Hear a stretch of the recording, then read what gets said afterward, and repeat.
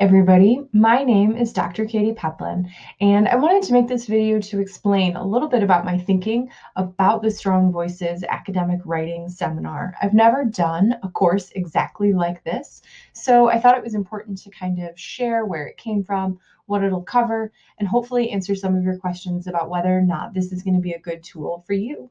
So let's get into it. The first thing, and kind of the most important thing, and what makes this course different from some of the other academic writing courses that I've seen, is that it looks at reading and writing as skills that work in conjunction with one another. So much of the content about academic writing is about how to write faster, how to write more efficiently. And of course, this course is going to touch on some of that, but it's also going to touch on your skills at reading.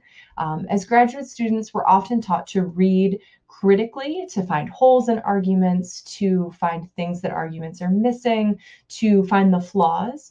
But we're often not taught how to read functionally, to see what the writing is doing in addition to what it's saying. This course really takes reading and writing and uses them both together and gives you credit for both, because some of the best writers that I know are also some of the most careful and attentive readers.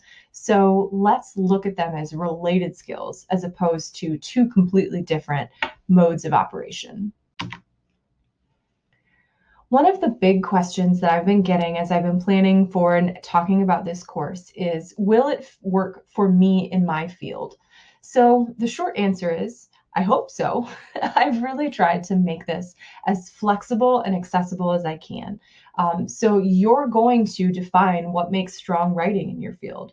In fact, the first whole week of material is really focused on kind of getting you to define what is strong writing, what's clear writing. That doesn't put forth any specific formula that all writing has this kind of topic sentence or this many pieces of evidence. It'll let you play with different voices, different styles, and different formats. Most of all, I give you the structure and skills to know what to look for in other people's writing and also in your own writing. Because the more carefully you can read and understand how academic writing is functioning, both yours and what you're reading, the easier it is to kind of take, borrow, adapt, change, and develop your own style. So yes, my hope is that this course will be as equally useful for my molecular biologists as it is for my scholars of performance. A quick sort of rundown on some of the issues that this course will address. The landing page for this course has a week-by-week breakdown, but some of the things that I heard from clients that really inspired me to make this were ideas like this. People say that they can't find my voice, or I don't know how to make effective claims and then support them. Sometimes I have clients that say my ideas are disorganized, but I just don't know how to sort them out. Or I don't know how to make my writing sound like me. Some of you may know that I worked as a developmental editor for many years. I love editing. I loved teaching writing. So I bring to this course not just my own skills as a writer, but my skills as an editor. And a lot of what graduate students really struggle with is this space between, okay, here are the ideas that I'm trying to convey, and then here's academic writing. So academic writing is this idea that it's strong and it's forceful and it's compelling, it's structured, it's clear. And those things, those skills take a lot of practice. So this course is meant to kind of give you a playground, some ways to practice that. Because I firmly believe that writing in a strong voice is a skill that you develop as opposed to something that you're born knowing how to do. So over these 6 weeks, we'll identify where you have space to grow and give you targeted exercises to do just that. So if you really are working on your organization and making writing flow, you're going to have different things to do. based on sort of what you identify about your own writing, what feedback you're bringing. But everybody is going to be having through the workbooks, doing different exercises in order to see what things are already really working and where you can improve, as opposed to just saying, I'm a good writer and I came out that way, or I am a terrible writer and I can't get any better. So I believe in writing as a skill. Writing is something that you practice, just like any other skill or talent. So it's really important to figure out what your writing does. And I think this is one of the things that, as I mentioned before, we're not really taught as graduate students how to write. People assume that if you have gotten into graduate school, you're already a pretty good writer. So nobody needs to sit you down and say, this is a thesis, these are topic sentences. But graduate students come from all over. Some might not be writing in their native language. Some people might be writing in multiple languages. Some people might be writing in formats that they're not used to. And so much of the time that we spend as graduate students is to figure out what you're going to say. What does my research say? What do my experiments tell me? What story does my data convey? But we don't often talk about how you're going to say it. What will you introduce first? What things do your readers need to know and kind of understand before you can explain what your innovative argument is? So this course will help you step back and examine your writing through a functional lens and not just a content lens. What does your writing do, and what could it do differently or better to be even stronger? So some of the topics that we're going to be talking about are defining strong writing, like I mentioned, working through templates, maps, and outlines so that we don't just sit in front of a blank page and say, okay, academic writing, let's go. We're going to talk about how to work with literature, how to support your claims with evidence, how to make strong arguments, and when you might need to break away and do something of your own, how to define your own voice.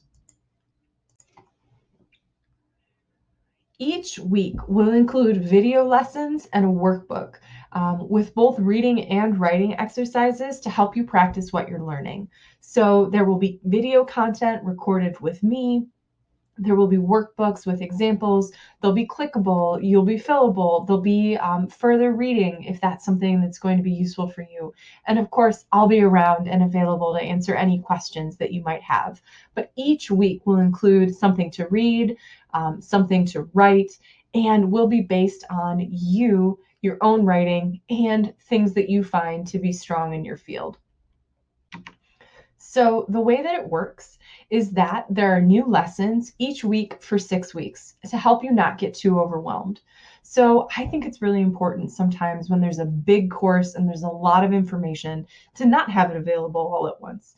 Because I don't know about you, but if I have, 20 or 30 minutes, maybe a couple hours of work every week, that feels pretty manageable. But if I have, 40 hours of material, 60 pages of workbooks, I might dabble in it a little bit and then sort of bounce off.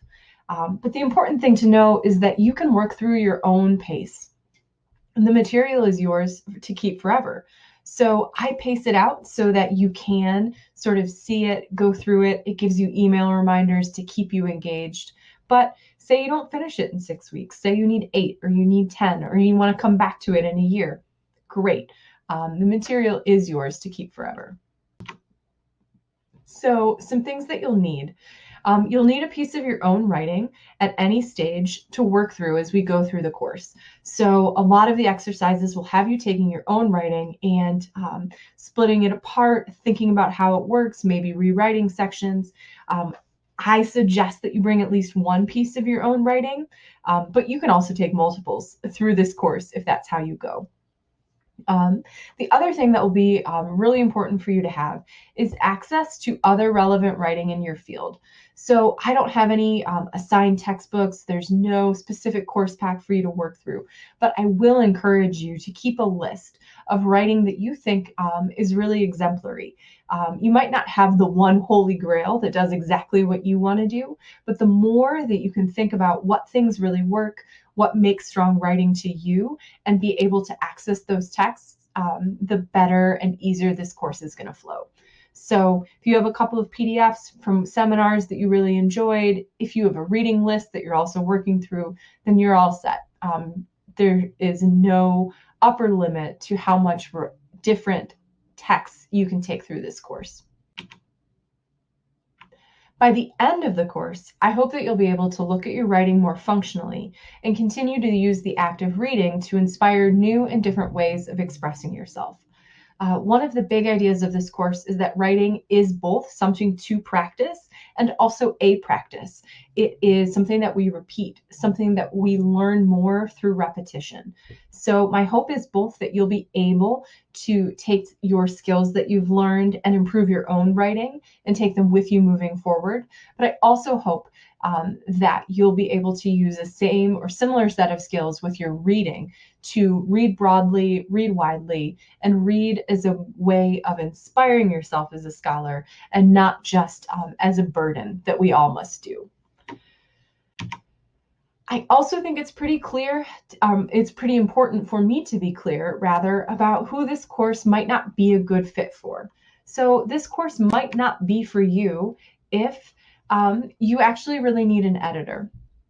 If you need somebody to go line by line through your writing with really specific suggestions, you probably are looking for an editor and not a strong writing course. But I do have great recommendations if you do need an editor. So if you are uncomfortable with self-guided work, if it's hard for you to be reflective, this might not be great. It is video lessons. They are workbooks. The beauty is that it's self-paced. You can take it at your own pace and flow. But if that's something that doesn't really work as well for you, this might not be the best fit. The other thing that is really important to say is that if you don't like doing exercises or worksheets, this might not be the best fit for you. A lot of what the course draws on is not just, here's me talking to you for 20 or 25 minutes about what's important, but here are you following worksheets to sort of break things down, see how they're going, repeat different writing exercises. So if that's something that you know that you just really don't care for, this course might not be for you. But I am more than happy to answer any questions that you might have. This is a brand new course, and so if you have questions, that's totally fine. Feel free to find me on Twitter or send me an email. The email is listed right there on the slide. I am really hoping that this course, if it is the right fit for you, is something that will help you feel more confident. That will help you feel like writing isn't just something that you're either good at or bad at, but that it's something that you can practice, something that you can think about strategically, and something that can keep growing with you, even beyond your graduate school education. So that's a little bit about the Strong Voices seminar.